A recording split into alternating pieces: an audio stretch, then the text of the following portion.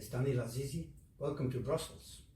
I understand you work for Handicap International, an international NGO, but in Palestine, in the occupied territories. Can you tell us a bit about yourself, your function within that organization, and what Handicap International is doing there in the occupied territories, and give us an overview of the real situation for Palestinian people in the occupied territories? Thank you very much, actually, for the question. My name is Danila, as you rightly said, and I'm the country director for HI in the occupied Palestinian territories. HI is actually operating in the OPT since 1994, meaning soon after the signature of the Oslo Agreement. We are currently operating in the West Bank. In East Jerusalem, we do all the coordination office, and we are operating in the Gaza Strip since 2007, in the Gaza Strip specifically. Well, HI has a variety of activities in the Gaza Strip and in West Bank. I do separate, unfortunately, the two areas because the type of intervention that we hold in the location is quite different, especially considering the current situation on the ground. And in West Bank, we are able also to do some development work, so meaning that we, for instance, we do have quite of a long-standing program in relation to development that support children with development delays to be integrated into the education system, so from detection until school time, I would say, and we work in collaboration with the authorities to do so, so to strengthen the existing services which are quite crippled by the current situation at the moment on the ground. So this is something that we can do in West Bank. Unfortunately, the West Bank has seen quite some escalation of violence in itself since the 2nd of October. We know that is less the focus of the media at the moment, considering, of course, the escalation of hostilities that are ongoing in Gaza. However, the situation is rapidly deteriorating also in West Bank, especially in the north of the West Bank. We were operating with a preparedness program and early rehabilitation for people with injury. We are also performing inclusive education in emergency activities at the moment. The north of the West Bank has been the theater of quite some violence in the past month. Settlers' violence is on its peak since few months, so has always been a reality of the West Bank. West Bank are, just for a little bit of context, since the Oslo Agreement, the Palestinian territories have been divided in Area A, Area B, and Area C. Area A is theoretically under the full control of the Palestinian authorities, so civil and military one. Area B is a mixed control, so you have civil services provided by the Palestinian authorities, and this is part of the agreement. So, and military presence in terms of guarantee security in the area. Area C is, on the other hand, under the full control of the Israeli authorities, so which means that also they should be the authority providing service in the area, something that does not happen. In fact, actually, Area C contains quite a huge population, an Israeli population, what we know as settlers, that live in settlers in the West Bank, and that are in proximity of Palestinian villages, Palestinian source of income and land and so on, that create quite of a conflictual situation. So incidents are quite common. Settler violence is very well known. It's very difficult to address because it's unexpected and you cannot really predict when it is going to happen and what will be the consequences on the ground. So this is the reality that Palestinians live every day. And something that we try to support with is, especially when it comes to children, in ensuring a continued education. Villages have limited capacities to provide education in the West Bank, so we are talking about small schools that of course go on shutdown whenever there is any form of violence around it, which deprives children of education sometimes for quite long period of time. And when it comes to children with disability, this is usually leads to drop out of school, so no education at all. So what the child is trying to do is to make sure that these children remain within the education system and do receive education, despite the surrounding situation. It's quite difficult, especially also from the income generation activities, The difficulty of movements, access of the community to income generation activities is quite dear at the moment also in West Bank. There's more than 100 villages that are currently sealed off. It means that entering in these villages require long detours. Also, that includes also humanitarian organizations that want to provide services. Just to make an example, even performing 20 kilometers road, which usually take half an hour, at the moment takes up to 2 hours.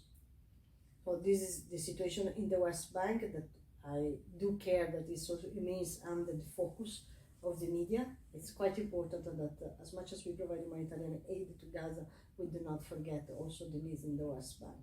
This is one side. When it comes to Gaza, well, Gaza, the situation has completely shifted to a certain extent since the 7th of October, but not because the violence is new. This is not the first escalation of hostilities that occur.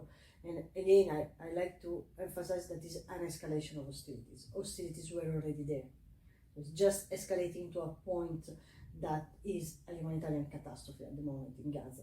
So is the intensity of the fights inside the Gaza Strip, shelling, bombing, as much as ground fights, is uncomparable to the previous escalation. So even if we put all of the previous escalation together, still we are not at the same intensity that we have now in the Gaza Strip. This has forced the population to move from one place to the other multiple times. We have colleagues that have been displaced 4 or 5 times already, that from the north moved to the Southi Wadi, which was declared as safe at the beginning, which resulted not to be safe as hostilities are continuing in middle area and in Khan Yunis, so have been displaced again and again and again. At the moment, we have 1.7 million people almost confined in Gaza city and its immediate surrounding, a city that was the smallest part of the Gaza Strip in the past.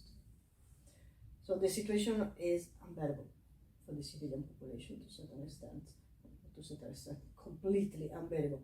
There's no shelter.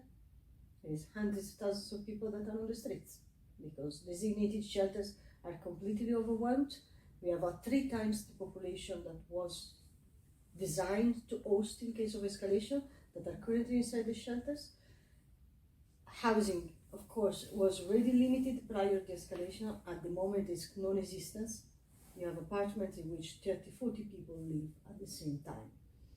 Food is a commodity that is entirely upon the UN to distribute, and a few other humanitarian organizations that do provide food. So basically we have approximately 2 million people that completely depend on humanitarian aid. There is no other source of food. Same goes for water. There's only one small desalination plant currently working in the south that absolutely unable to provide services for the entire population, was designed to provide services for a small community in the south. The majority of the desalination plants are actually in the north and not functioning anymore. There is no electricity. Electricity is a commodity that doesn't exist anymore. There's no fuel for generators. Fuel is a commodity that doesn't exist anymore. It exists only in small quantities, and it's UN managing the distribution. That of course is to hospitals and essential services, but not in the houses. Apartments do not have basically electricity anymore. There's no telecommunication, so you have to imagine that people cannot even check on each other how they are. It's not just communication on the outside world or from my team to be able to communicate with us in Jerusalem, but there is even the inability of people to communicate among each other, to check if family members are okay, if friends are okay, what to reach and how to do. In the international world outside of the Western media bubble, the whole world is getting together to manifest their solidarity with the Palestinian people, Latin America, Africa, Asia, even in the US, even here in Brussels. Because they have the internet connections, are the people in Gaza aware of this international solidarity? Do they know about it? I would say that there is the possibility to be connected to internet. I know that they are following the news because that's also the main source of information. Obviously, most of them, at least my colleagues, they're looking for signs of a ceasefire. This is what they are looking at in the news, and this is what they ask us to inform them.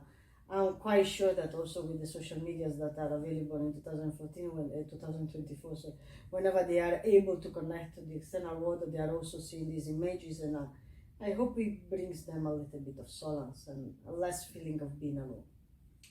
That's important for us to continue this solidarity movement with Palestine.